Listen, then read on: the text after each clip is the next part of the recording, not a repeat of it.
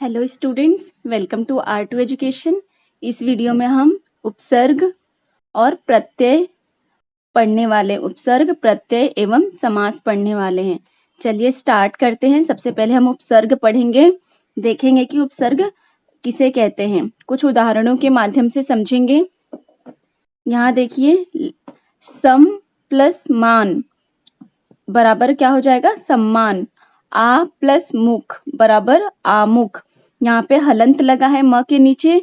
हलंत तब लगाया जाता है जब वो शब्द को आधा दिखाना हो। जैसे यहाँ पे म आधा है, जिस अक्षर के नीचे, जिस वर्ण के नीचे हलंत लग जाता है उसे आधा माना जाता है, हाफ माना जाता है। तो यहाँ स और यह हाफ हो गया यहाँ पर, और मान तो सम्मान बन गया है।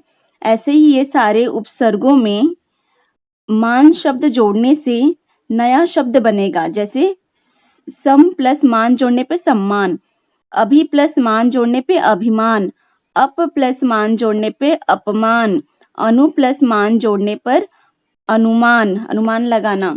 ये सारे जो भी शब्द यहाँ पे बनेंगे उसका कुछ ना कुछ अर्थ होगा, मीनिंग होगा। यहाँ पे आ प्लस मुख जोड़ने पर आमुख, ऐसे ही प्र प्लस मुख जोड़ने पर प्रमुख, वी प्लस मुख जोड़ने पर विमुख, सम प्लस मुख जोड़ने पर सम्मुख। ऐसे बहुत सारे नए शब्द बनाए जाते हैं।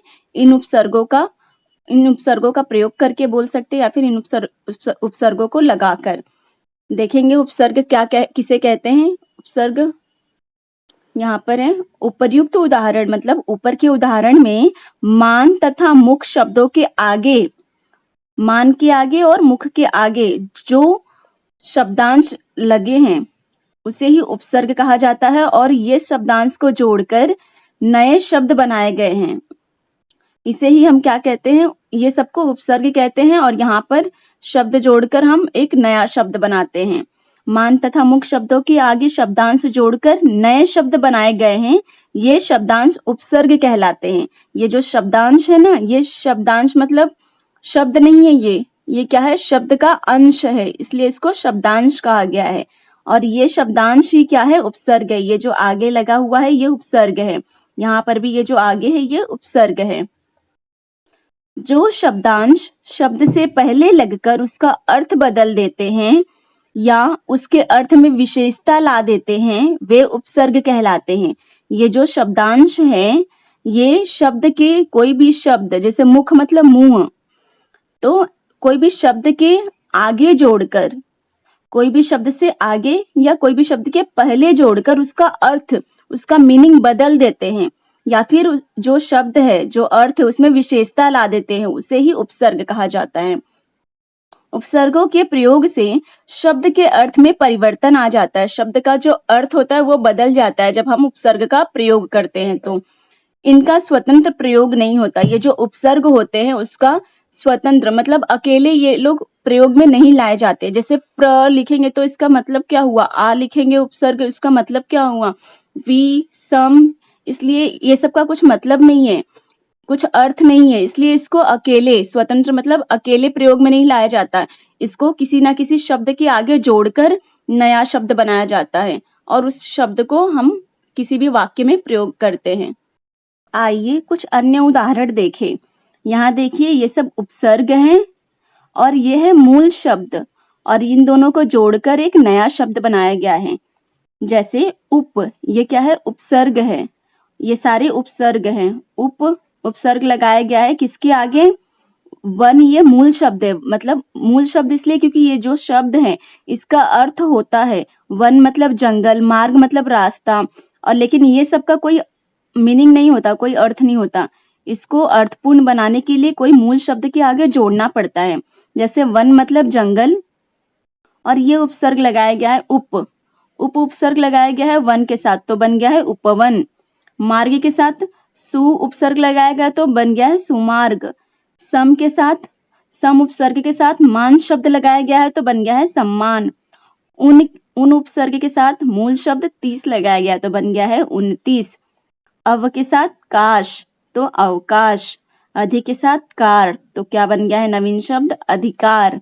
डर का अर्थ भय होता है, डर का अर्थ भय होता है, परंतु नी उपसर्ग लगाने के पश्चात, मतलब नी उपसर्ग लगाने के बाद उसका अर्थ परिवर्तित होकर निडर बन जाता है, अर्थात जो डरता नहीं हो, ऐसा उसका क्या अर्थ हो जाता है। भय क्या है? डर का अर्थ है भय, डर मतलब भय, लेकिन जब हम लोग उसमें डर में नी उपसर्ग जोड़ देते हैं तो वो बन जाता है निडर, जिसका मतलब है जो डरता नहीं है। और फिर यहाँ पर हो गया, इसी प्रकार मार्ग शब्द का अर्थ है रास्ता, परंतु उसके पहले कु या सु उपसर्ग जोड़ने से वह अच्छा या बुरा रास्ता बन जाता है। कु मार्ग रहेगा तो बुरा रास्ता, सुमार्ग रहेगा तो अच्छा रास्ता। हमें अपने जीवन में हमेशा सुमार्ग पर चलना चाहिए, अच्छे रास्ते पर चलना चाहिए, अच्छा काम करना चाहिए। ऐसा जब वाक्य बनाएंगे तो वहां पर प्रयोग कर सकते हैं। उपसर्ग के भेद। नेक्स्ट है उपसर्ग के भेद। उपसर्ग के भेद में बताया गया है कि हिंदी भाषा में मुख्य रूप से प्रचलित उपसर्गों के 4 प्रकार है। कितने प्रकार है? 4। पहला है संस्कृत के उपसर्ग, दूसरा है हिंदी के उपसर्ग, तीसरा है उर्दू के उपसर्ग और संस्कृत के अव्यय। ऐसे ये 4 प्रकार में उपसर्गों को बांटा गया है। एक एक करके देखेंगे। पहला है संस्कृत के उपसर्ग। इसमें है उपसर्ग है अ और आ। अ अर्थ है अभाव, निषेध। शब्द रचना है अधर्म, अन्याय, अकर्मण्य। आ है तक सहित। आ उपसर्ग है, अर्थ है तक सहित। शब्द रचना है आगमन, आदर, आजन्म। संस्कृत के और उपसर्ग हैं अप, अर्थ है इसका बुरा, गलत। शब्द रचना है अपमान, अपशकुन, अपशब्द। अनुपसर्ग, ये सारे उपसर्ग है और ये इसका अर्थ बताया गया है और यहाँ पर शब्द रचना बताया गया है। अनु पीछे, समान। शब्द रचना अनुकरण, अनुरूप, अनुकूल।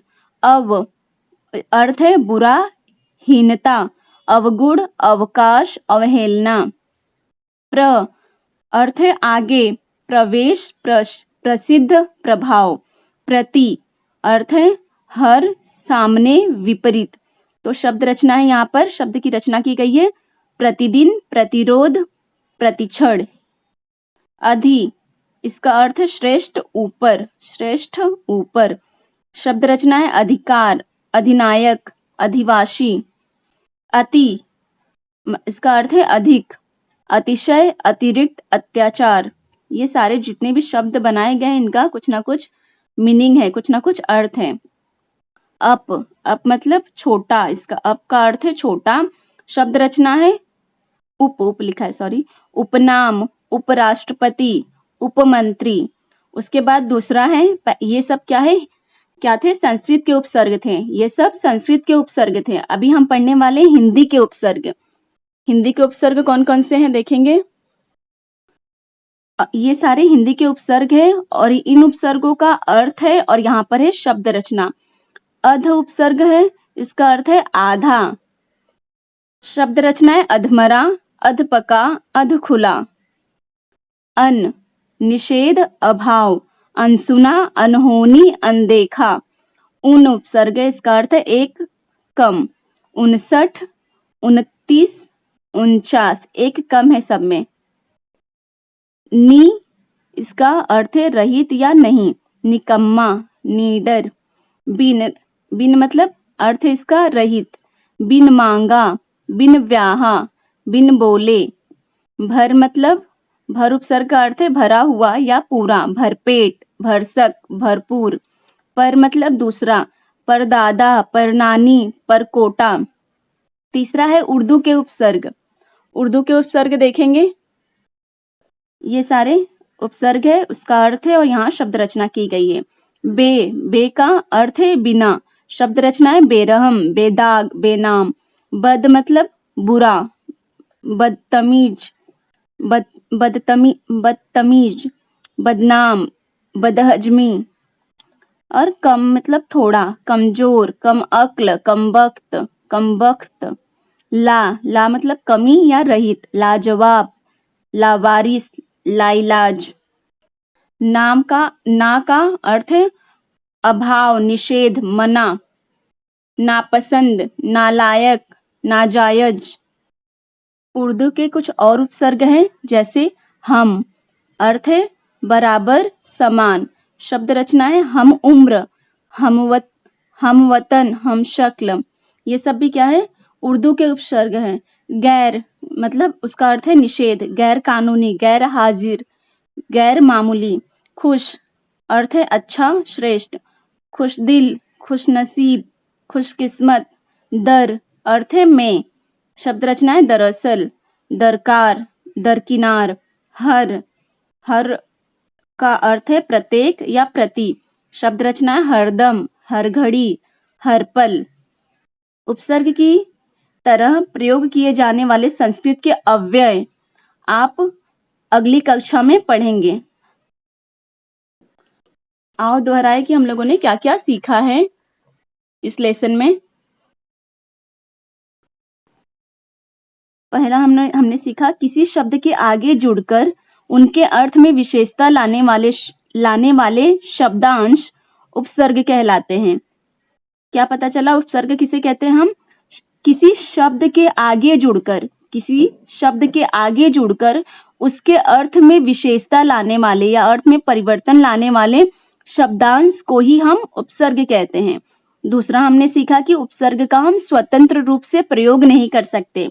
उपसर्ग का हम अकेले प्रयोग नहीं कर सकते, क्योंकि वहां पे प्र और ये सब का इसका कुछ हम लोग अकेले प्रयोग नहीं कर सकते। मूल शब्द के साथ आगे जोड़ने के बाद नया शब्द बनाकर हम उसे प्रयोग कर सकते हैं।